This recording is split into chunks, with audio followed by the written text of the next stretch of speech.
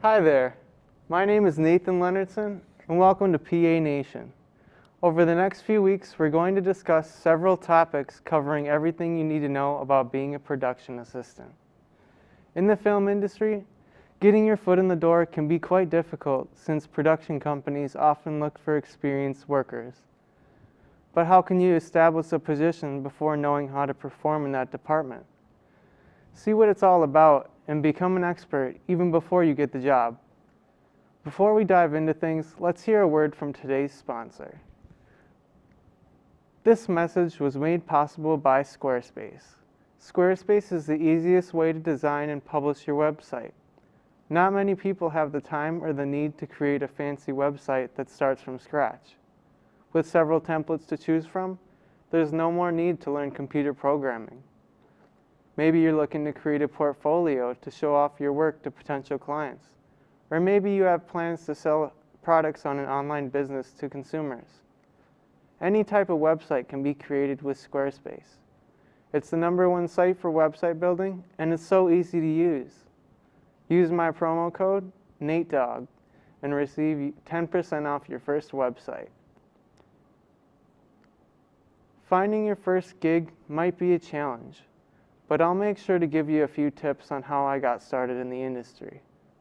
Learn how I got my first PA gig in the following weeks. There are also a few sites to check out that may help you find more work. These sites include Staff Me Up, Mandy's, and Production Hub, and even Craigslist.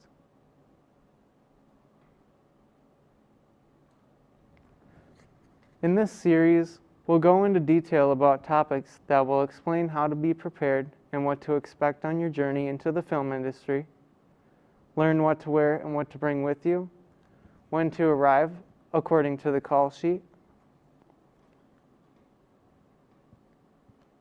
what to do when you first get to set or how to set up for the day, who is your boss, walkie etiquette and on-set lingo, when and how to eat, what you need to know about making runs, following safety protocol and keeping the team out of harm's way, how to lock it up during lockups, and always having a positive attitude and willing to help with any task. This last one is essential for increasing your chances of finding more work in the future. No one wants to work with someone who's put out to do their job. Everyone's job is important, and each and every person contributes to the success of the team. A few weeks ago, I received a call from a producer asking me to be a PA for a commercial shoot. Unfortunately, I was already booked for a feature film. They asked me if I knew anyone in the area who could potentially be a PA.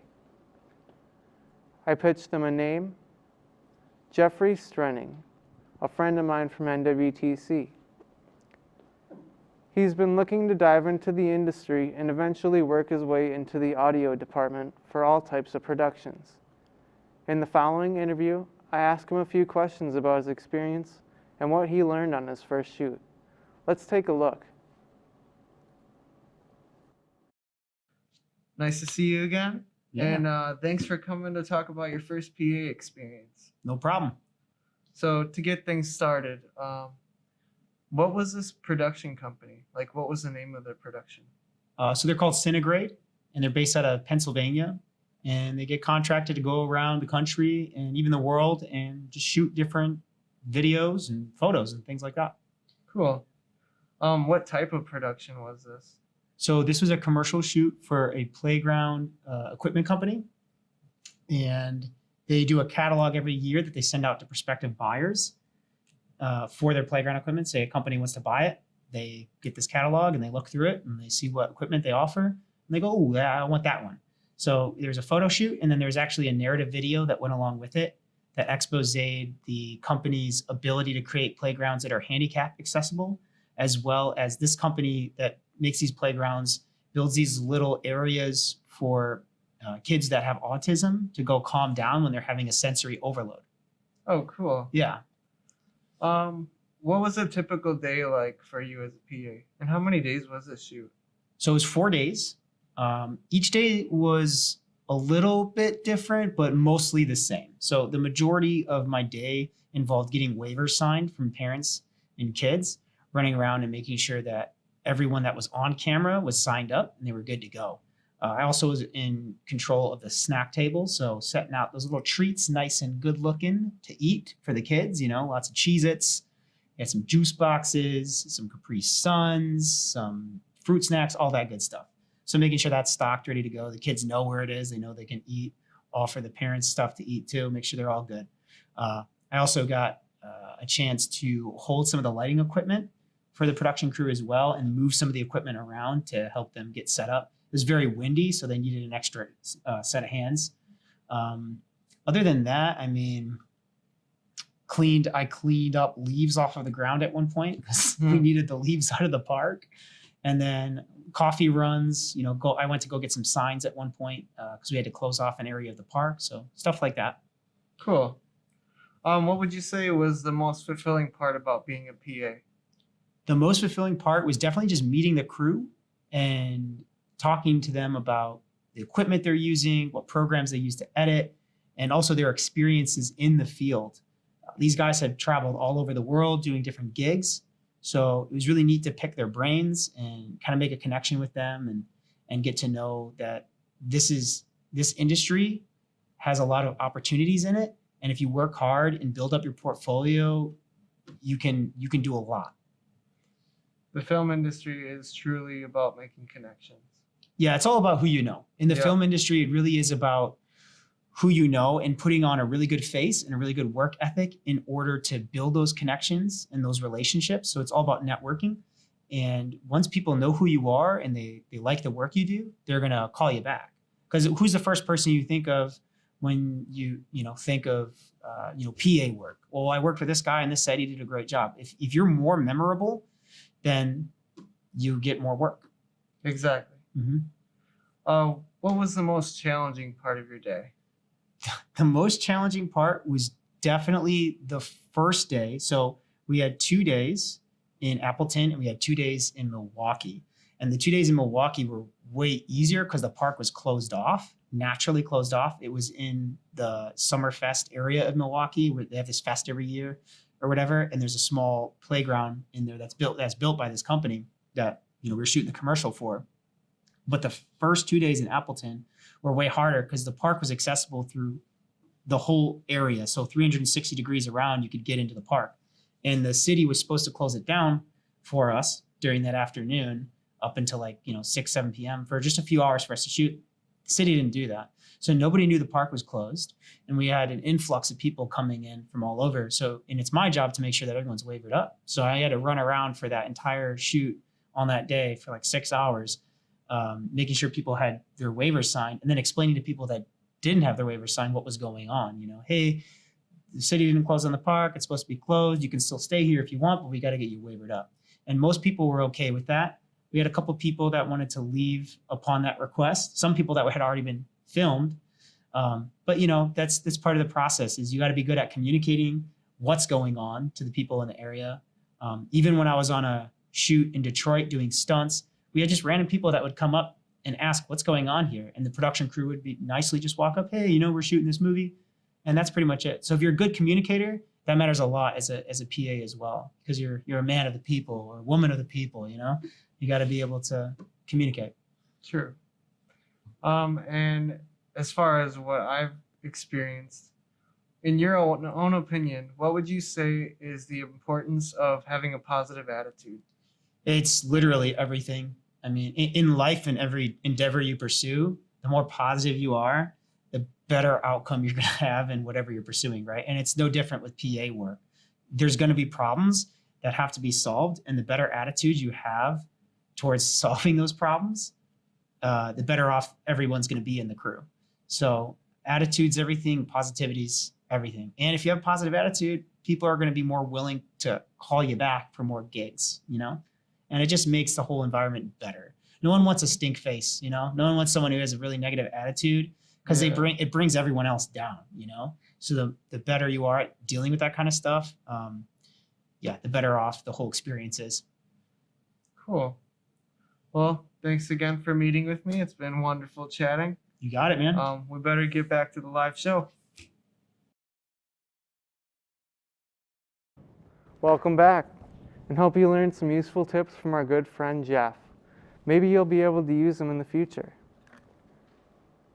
We will also cover the importance of making connections in the film industry, challenges you might face on a day-to-day basis, and how to work your way up the ladder into new departments. Most people begin as a PA before taking on bigger roles in the production team. Further down the road, I'll be explaining each crew department and their responsibilities so you can get a better idea of what might seem the most interesting to you. If we have time, I'll even go over the differences between working on a corporate commercial in comparison to working on a feature film or a television show. Since I've PA'd for both types of productions, I will make sure you know what to expect for each type. I recently finished as a PA for my first ever feature film that will be released in about a year from now. I was only a PA, but found the experience to be a lot more run and go, fast-paced, and very hands-on. Well, that's all the time we have for today. Thanks for watching, and hope to see you next week when we go more in depth on how to land your first gig, what to wear and how to be prepared, and we'll dive into some walkie etiquette. Stay tuned. This is Nathan Lennerson signing off.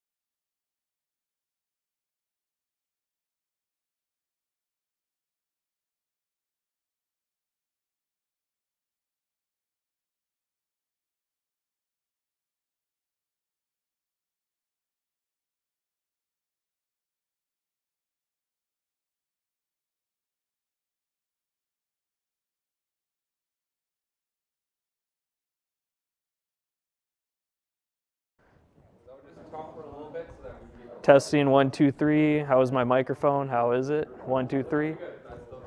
Yeah, yeah.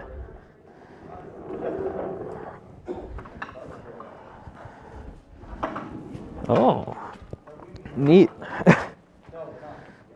Is this level? Like, are we good? I just need me centered, chest up.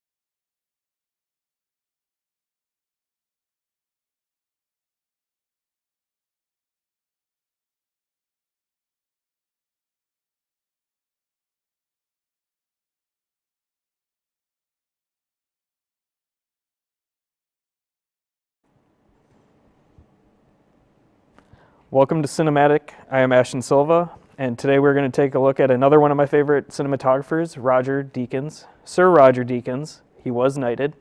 His filmography spans longer than my life. So if you have seen plenty of blockbusters that will be named here, you now know who was behind the camera and doing that. So without further ado, here is Roger Deakins' work.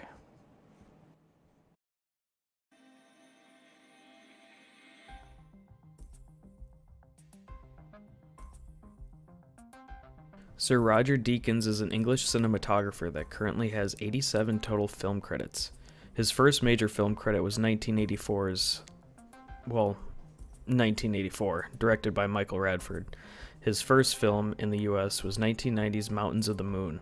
Since then, he has worked with the Coen brothers, Denis Villeneuve, Martin Scorsese, Andrew Dominik, M. Night Shyamalan, Frank Darabont, Sam Mendes, and his next film, Empire of Light, will be directed by Olivia Colman. The odds are you have already seen plenty of his films without even knowing it. I'll just go ahead and list some of my favorites. Shawshank Redemption. Taking bets today, Red? Smoke's a coin. Better's choice. Smokes. Put me down for 2. All right, who's your horse? That little sack of shit. 8. Fargo. You have breakfast yet, Margie? Oh, yeah. Norm made some eggs. Yeah? Well, what now do you think? The Big Lebowski. Where's the money, Lebowski? Where's the fucking money, shithead? It's down there somewhere. Let me take another look. Oh Brother, Where Art Thou?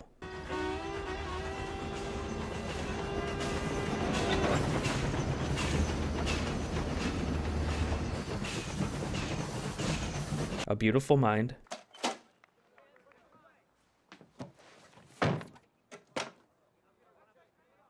Is my roommate a dick?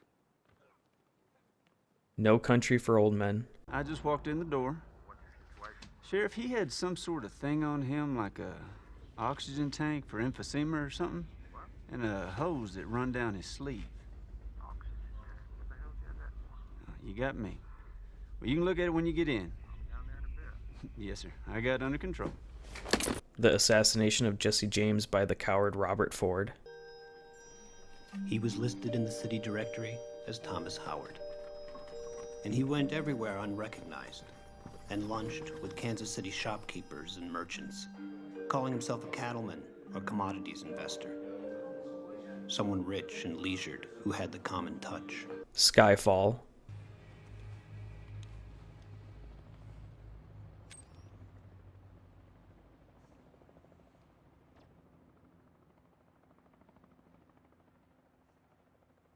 Sicario.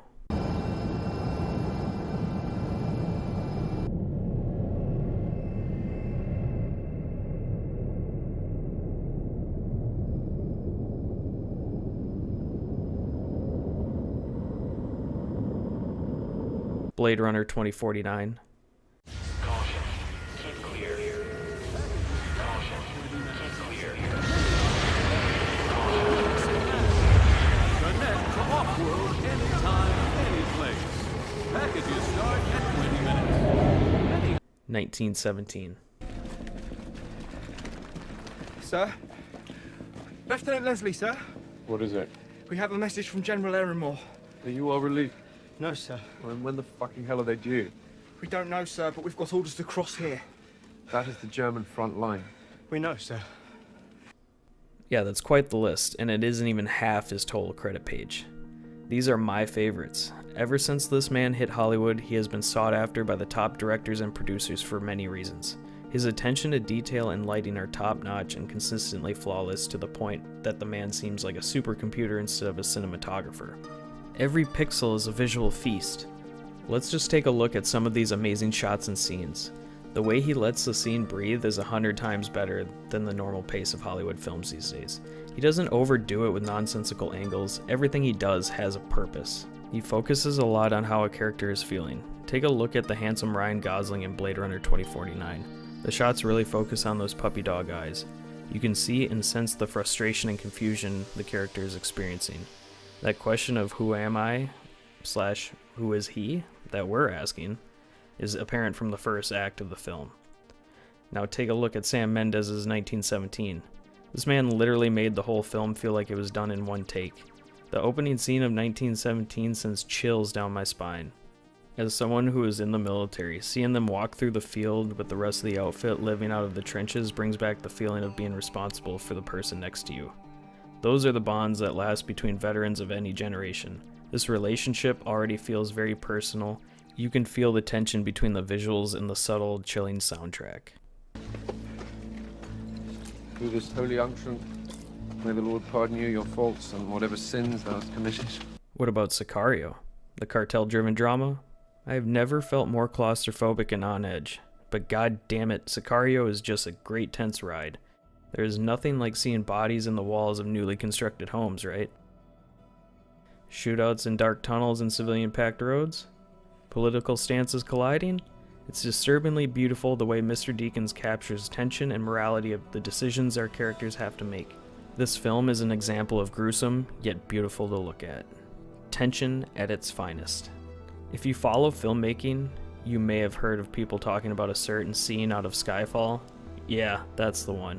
How many films have tried to replicate that scene? Pay attention next time you are watching fight scenes. Some may say it's a throwback to Tarantino's Kill Bill Volume 1. Do I even need to talk about No Country for Old Men, The Big Lebowski, Shawshank Redemption, Fargo, or any of his other projects for that matter? The man is a wizard looking through a glass ball of creation. After watching that, how do you feel about him only winning 2 Oscars? Yeah, I feel a little shocked too. His 2 Oscar wins were for cinematography, and he received them for his masterful work on 2 of my favorite films, Denis Villeneuve's Blade Runner 2049 and Sam Mendes' 1917.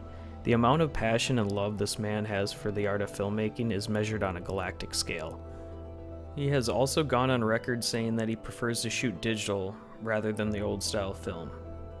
High dynamic range is one of the main reasons. He says it lets him be more creative, and I'll take his word for it, because once digital became the meta, his filmmaking became even more impressive. Mr. Deakins is probably one of the most replicated cinematographers in Hollywood today.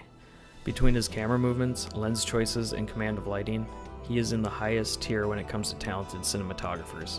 Well, in my opinion anyway, but you can obviously form your own opinion and get back to me. Thank you, Roger Deakins, for inspiring us with your creative mind. These films wouldn't be the same with any other cinematographer.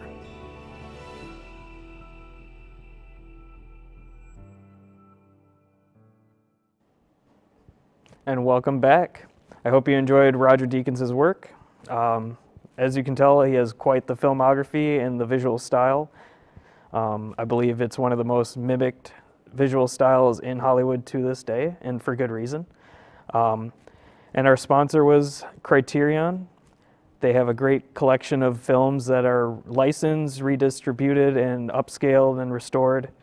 And I personally love their website and what they have to offer. So if you want to see the great historic filmmakers from foreign and domestic film markets, go to the Criterion collection.